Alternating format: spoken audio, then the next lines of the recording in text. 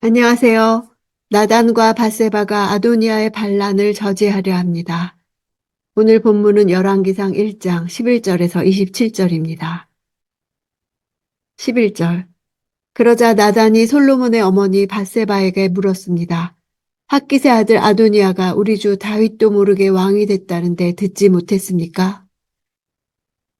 나단이 다윗보다 밧세바에게 먼저 상의한 이유는 밧세바는 다윗의 침실에 자유로이 들어갈 수 있는 왕비의 신분이었고 다윗으로부터 솔로몬에게 왕위를 주겠다는 맹세를 직접 받은 당사자여서 다윗에게 아도니아의 즉위식에 대한 대응 행동을 촉구할 수 있는 가장 적합한 인물이었기 때문입니다. 다윗도 모른다는 말은 다윗 측근들이 그를 배반했고 이런 소식을 전하는 신하조차 곁에 없었다는 것을 말해줍니다. 특히 모른다, 알지 못한다는 표현이 아비삭을 알지 못했다, 동침하지 않았다는 단어와 같은 단어를 사용하여 다윗의 육체적 무기력과 정치적 무기력을 연결합니다. 12절. 이제 당신과 당신의 아들 솔로몬의 목숨을 어떻게 구할 수 있을지 조언해 드리겠습니다. 나단은 하나님과 백성들 사이의 중재자로서 사무엘이 그러했던 것처럼 나라의 왕을 세울 권리도 있고 왕을 폐할 수 있는 권리도 가진 자였습니다. 그러한 그가 솔로몬을 추천하는 데에는 하나님의 섭리와 뜻이 반영되었음을 알 수 있습니다. 나단이 이렇게 적극적으로 솔로몬의 왕위 계승을 위해 노력한 것은 솔로몬이 하나님께서 허락하신 이스라엘의 새로운 왕이라는 하나님의 뜻을 이루기 위한 합당한 실천이었습니다. 13절. 곧바로 다윗 왕에게 가서 이렇게 말씀하십시오. 내 주 왕이여, 왕께서 왕의 여종에게 내 아들 솔로몬이 내 뒤를 이어 왕이 되며 내 보좌에 앉으리라고 맹세하시지 않았습니까? 그런데 어떻게 아도니아가 왕이 됐단 말입니까? 성경에는 다윗이 밧세바에게 솔로몬을 후계자로 삼겠다고 약속한 사실이 나오지 않습니다. 그러나 이후 다윗도 인정한 것을 볼 때 다윗이 밧세바에게 솔로몬의 왕위 계승을 약속한 것은 분명합니다. 이 약속은 지금 왕권 찬탈을 꾀하는 아도니아와 그의 동조자들에게까지도 알려져 있었습니다. 이는 아도니아 일파의 불법성과 부도덕함을 여실히 보여주는 것입니다. 15절. 그리하여 밧세바는 왕을 만나러 왕의 침실로 들어갔습니다. 왕은 매우 늙어 수냄 여자 아비삭의 시중을 받고 있었습니다. 침실은 원어로 어두운 방이란 뜻입니다. 왕이 침실에 있었다는 것은 당시 다윗이 노쇠로 인한 깊은 병고로 다른 사람들과의 접촉을 피해 침실에 거했음을 보여주어 그가 국정을 제대로 살피지 못했음을 암시합니다. 17절. 밧세바가 왕께 말했습니다. 내 주여, 왕께서 왕의 하나님 여호와를 두고 왕의 여종에게 내 아들 솔로몬이 내 뒤를 이어 왕이 되며 내 보좌에 앉을 것이다 라고 친히 맹세하셨습니다. 밧세바는 의도적으로 다윗을 가리키는 말을 강조해서 사용하므로 이 사건에 대한 책임 관계를 분명히 합니다. 하나님과 사람 앞에서 이스라엘의 운명에 중요한 결정을 할 사람이 바로 다윗이며 그러한 위치에 있는 다윗이 한 맹세는 반드시 지켜져야 함을 부각시키는 것입니다. 18절. 그런데 지금 아도니아가 왕이 됐는데도 내 주 왕께서 아무것도 모르고 계십니다. 밧세바는 다윗과 대화하면서 내 주 왕, 아도니 함멜렉라는 표현을 4번이나 사용하고 있습니다. 이는 특별한 의도가 있었던 것으로 보입니다. 아도니는 반란을 일으킨 주역 아도니아와 발음에 있어서 매우 유사합니다. 왕이란 단어 함멜레크의 원형은 말라크로서 아도니아가 왕이 되다라는 말라크와 동일한 어근을 가집니다.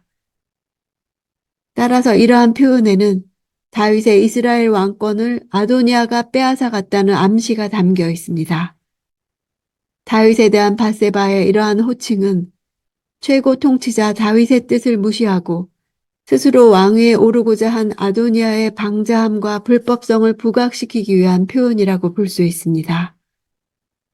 다윗 왕을 자극시켜 아도니아에 대한 거부감을 갖게 하는 고도의 언어적 기교를 사용한 것입니다. 19절. 아도니아가 많은 소와 살진 송아지와 양을 제물로 드렸고 모든 왕자들과 제사장 아비아달과 군사령관 요압을 초청했는데 왕의 종 솔로몬만 초청하지 않았습니다. 많은 이란 수식어를 볼 때 아도니아의 즉위식이 상당한 규모로 상당한 시간에 걸쳐서 공개적으로 거행되어진 것을 알 수 있습니다.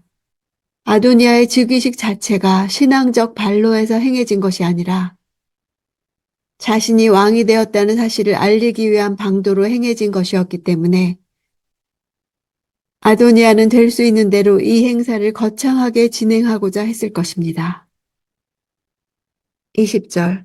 내 주 왕이여 모든 이스라엘 사람들이 왕을 주목하고 누가 내 주 왕을 이어 보좌에 앉을지 말씀해 주시기를 기다리고 있습니다.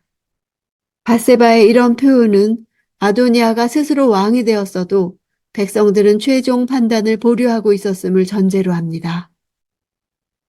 이는 백성들이 아도니아의 즉위를 인정하지 않았고 다윗 왕의 결정을 전폭적으로 따를 것임을 암시합니다.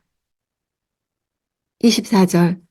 나단이 말했습니다. 내 주 왕이여 아도니아가 왕의 뒤를 이어 왕이 될 것이며 왕의 보좌에 앉으리라고 말씀하신 적이 있습니까? 나단은 밧세바가 말한 다윗의 맹세를 그대로 반복하며 그가 한 맹세와 하나님의 약속을 떠올리도록 유도합니다. 아도니아의 왕위 계승이 다윗의 맹세에 위반됨을 부각하여 결단을 촉구합니다. 26절. 그러나 왕의 종인 저와 제사장 사독과 여호야다의 아들 브나야와 왕의 종 솔로몬은 초청하지 않았습니다.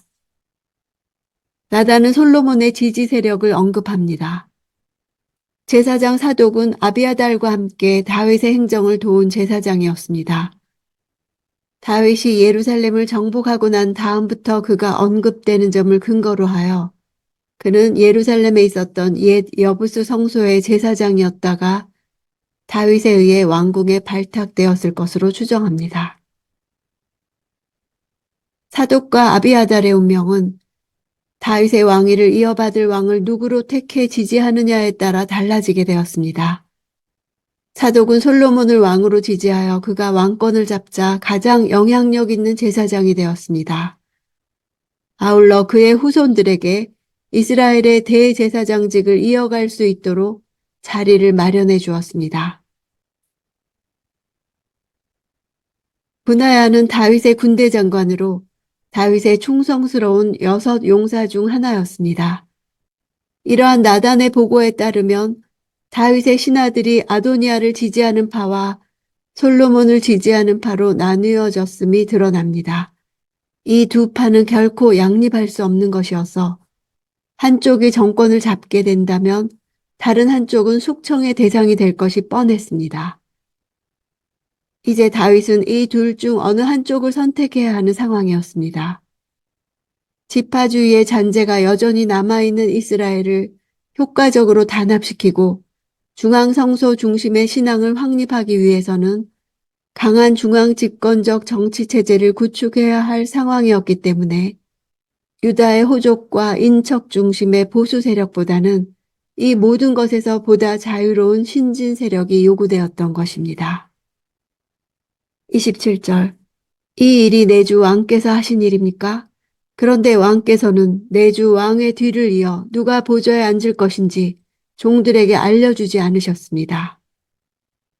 나단은 아도니아의 행위가 다윗의 뜻에서 나오지 않은 불법적인 것임을 강하게 드러내려는 의도에서 서리법적인 질문을 했습니다.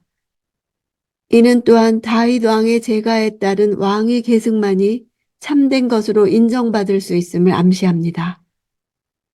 다윗의 후계자에 대한 하나님의 약속을 다윗에게 직접 전달한 자로서 다윗이 후계자 계획을 바꾼 경우 이를 알아야 할 권한이 자신에게도 있다고 주장한 것입니다. 이스라엘의 다윗 왕이 연로하여 통치를 할 수 없는 시점에 이르러 새로운 왕을 세워야 하는 국가적으로 중대한 시기에 위기 상황의 중심에 서서 적극적으로 하나님의 뜻을 펼쳐나갔던 사람들이 소개됩니다. 그 중에서 가장 대표적인 주체가 나단 선지자였습니다. 그는 다윗 왕조에 대한 하나님의 약속을 믿고 이 일을 위해 자신이 지닌 권리를 이용하여 자신의 책임을 합당하게 감당하는 모습을 보입니다. 하나님의 백성들이 있는 나라의 지도자가 뽑히는 과정에서 하나님의 뜻과 섭리가 작용했다는 것은 부인할 수 없는 사실입니다. 우리는 하나님의 사람을 통해 하나님의 뜻이 온전하게 드러난다는 사실을 믿습니다. 그래서 나라를 위해 기도하지 않을 수 없습니다.